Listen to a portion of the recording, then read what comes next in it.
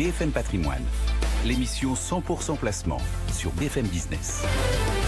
On continue à vous donner un maximum de conseils et on accueille Jean-Philippe Dubosc. Bonjour Jean-Philippe. Bonjour Cédric. Merci de nous avoir rejoint, le rédacteur en chef de toutsurmesfinances.com. Le Conseil d'orientation des retraites va donc publier le 8 octobre prochain ses prévisions sur l'impact de cette pandémie sur le système de retraite. Pourquoi ce nouveau rapport alors que le corps a déjà sorti une note sur ce sujet en juin? On rappelle, il avait prédit un déficit record de près de 30 milliards d'euros. Oui, c'est énorme, c'est du jamais vu. Alors pourquoi est-ce que le corps revient à la tâche?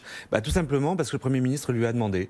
C'est-à-dire que Jean Castex, Jean Castex a envoyé un courrier au Conseil le 14 août lui demandant de réactualiser ces données. Alors pourquoi est-ce que le chef du gouvernement estime qu'une réactualisation est nécessaire? Parce que depuis juin, en fait, il y a pas mal de choses qui ont changé. Alors par exemple, là j'en cite, mais il y a beaucoup de facteurs. Il y a le Ségur de la santé. Comme vous le savez, grâce au Ségur de la santé, les fonctionnaires hospitaliers vont avoir une revalorisation de salaire.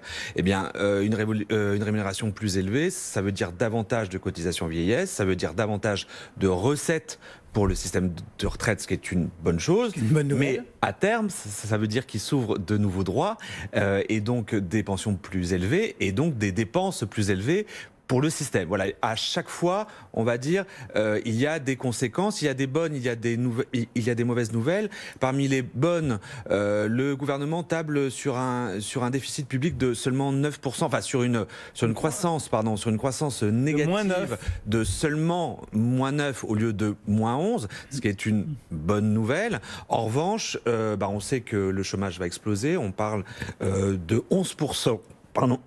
Au mois de décembre. Il y a aussi une baisse de la productivité qui inquiète beaucoup aussi. Voilà, on voit qu'il y a des plus, qu'il y a des moins et que ça va avoir des impacts sur les finances du système de retraite. Je vais être franc avec vous, je ne sais pas du tout si le corps va annoncer un déficit plus élevé ou moins élevé que les fameux 30 milliards d'euros. En tout cas, il va rester colossal. Il va rester colossal. Il va falloir le combler, mais comment? Il va falloir le combler comment? C'est une très très bonne question, d'autant que Cédric, comme vous le savez, il y a 3 leviers de recettes traditionnels dans les retraites. Vous avez le niveau des cotisations, vous avez le niveau des pensions et vous avez la durée de cotisation. Alors on va reprendre. Pour ce qui est des niveaux de cotisation, on voit mal le gouvernement augmenter les cotisations vieillesse alors que la France figure parmi les pays qui ont les prélèvements obligatoires les plus élevés. Comme vous le savez, le gouvernement s'est engagé à ne pas augmenter les impôts. Alors même si les cotisations, c'est pas des impôts, mais dans l'esprit des Français, c'est vécu comme des impôts. Et puis vous avez eu le plan de relance où il y a eu une baisse des impôts de production. Ça serait bizarre d'augmenter les charges des entreprises au moment où on baisse les impôts pour les entreprises. Donc effectivement, pour ce qui est des cotisations, on voit pas trop. Pour ce qui est des pensions, on voit pas trop non plus. Comme vous le savez, suite au mouvement des Gilets jaunes, Emmanuel Macron s'est engagé à ce que les retraites soient revalorisées au niveau de l'inflation en 2021 et en 2022, ce qui signifie que le gouvernement ne pourra plus faire des sous-revalorisations comme elle l'a fait en 2019 et en partie en 2020. Il reste la durée de cotisation, mais là aussi, contre toute attente, effectivement, peut-être que ça ne sera pas le cas. C'est-à-dire ? C'est-à-dire qu'en fait, Jean Castex, alors à la surprise un peu de tout le monde, parce que c'est vrai qu'on s'était tous dit qu'il y allait avoir une accélération de la réforme Touraine. Comme vous le savez, la réforme de 2014 a instauré un allongement de la durée de cotisation d'un trimestre tous les 3 ans. Donc c'est la durée nécessaire pour percevoir une retraite sans décote et pour atteindre 172 trimestres pour la génération de 1973. Et on s'était tous dit que au lieu d'augmenter d'un trimestre tous les 3 ans, eh bien le gouvernement allait augmenter d'un trimestre tous les ans et que donc il faudra davantage de cotisations. Le Premier ministre, contre toute attente, a dit que c'était vraiment pas le moment d'augmenter la durée de cotisation ni Imagine de repousser. Bien que les conditions actuelles sont pas. C'est-à-dire que quand vous avez un chômage record qui s'annonce, les partenaires sociaux et y compris le patronat lui ont clairement dit que la priorité c'était l'emploi et que c'était pas le moment de pousser les gens à davantage travailler. Il faut déjà qu'ils aient un emploi. En fait, c'est un peu ça la problématique.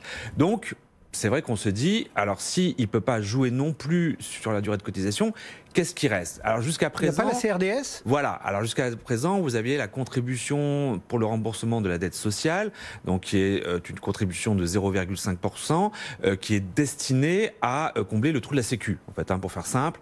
Et elle devait disparaître? Et elle devait disparaître en 2024, donc on se dit...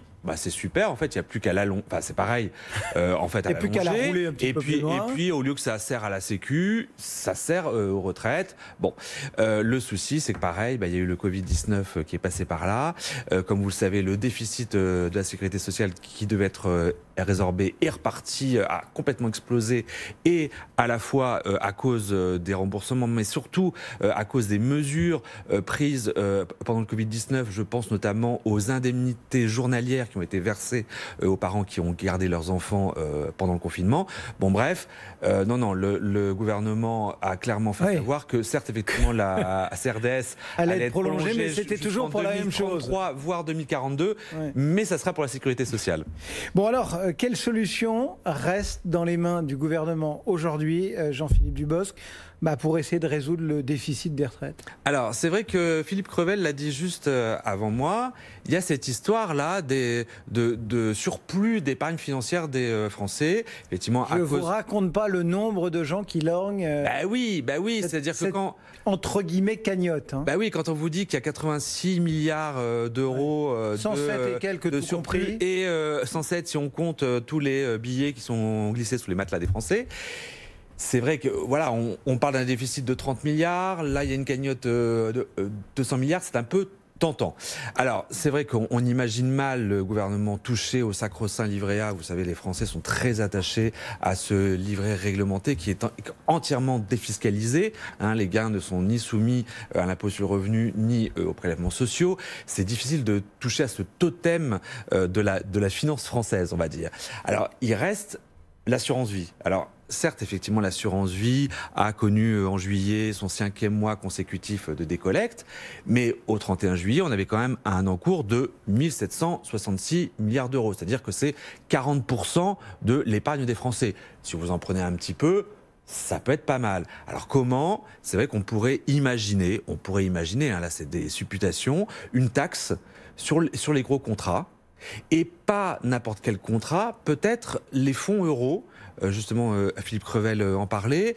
Les fonds euros, c'est 80% de l'encours de l'assurance vie. Il se trouve que les assureurs vie, je ne sais pas si vous avez vu, mais en ce moment, mettent des restrictions sur les fonds euros. Pourquoi? Parce que ces fonds, en fait, ont la particularité que leur capital est garanti par l'assureur. Ça veut dire qu'à n'importe quel moment, vous êtes sûr. Et ça leur demande de bloquer des réserves bien supérieures. Beaucoup de fonds propres. À cause des règles prudentielles qu'on leur impose. En revanche, les unités de compte qui sont principalement investies dans les actions d'entreprise, elles, le capital n'est pas garanti, donc il y a besoin de moins de fonds propres. On pourrait imaginer, je dis bien on pourrait imaginer, une taxe sur les gros fonds euros détenus par les particuliers. Ça arrangerait les assureurs vie, ça arrangerait le gouvernement, ça arrangerait les entreprises, puisque du coup, l'épargne des Français irait davantage vers les UC, donc vers les actions. En fait, ça arrangerait tout le monde, sauf les épargnants. Bon, on va voir si ce sont encore les épargnants qui font les frais de ces questions-là. On suivra tout ça avec beaucoup d'intérêt. Jean-Philippe Dubosc, ce matin, le rédacteur en chef de Tout sur mes finances. À très bientôt, Jean-Philippe. À très bientôt.